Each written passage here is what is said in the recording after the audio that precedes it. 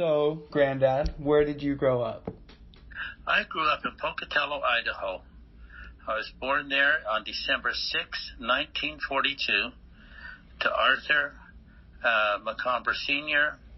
and June Martineau Macomber.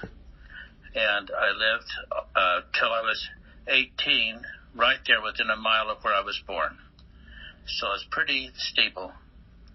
I went to the same grade school that my aunts did and that my brother and sister went clear through. And then junior high, I went to the same junior high that my father went to. My father went to the same junior high school and the same high school that I did. So it's kind of a, not stick in the mud, but it's just, we call it seasonally consistent. So that's what we did. So I grew up there. I had a large extended family. The Macombers were lots of Macombers in Pocatello then. And the Martineaus, not so many, but very nice people and well thought of. So I had a nice going forward. And most of my growing up revolved around two things. One was the family and the other's the church. And I went to the same church building all my life until I went on my mission at 19. So, I mean, that was just kind of real stable.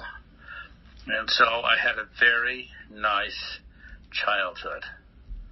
You know, just what I would consider for Idaho a pretty normal everything. Oh, good. You say, did anything stand out? No. Yeah, so what was life like in Pocatello? Well, Pocatello was a railroad town, and that meant that the railroad was a major influence in the city.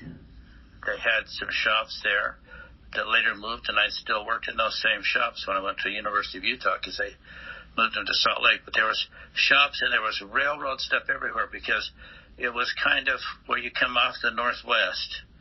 And then if you're going to go east or south, you know, if you're going to go either of those directions, you're going to come through Pocatello. And so it's an easy place for the Union Pacific to set up their freight yards and the stuff. So they made up train cars, whole trains of box cars and stuff there. So I had that. And then you remember this is back when airplanes were pretty scary. And so everybody rode the train. And my father worked on the train. He worked on the Union Pacific Railroad. And so we had passes, and we could go on railroads all over the country because that's what they did in those days.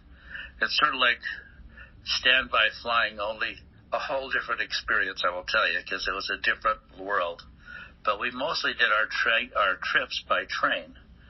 Sometimes we would drive, but mostly we caught the train and went all over the place and felt really great. My mother thought she was a gypsy. She liked to roll and do stuff, and it was really great. And my wife inherited it directly from her.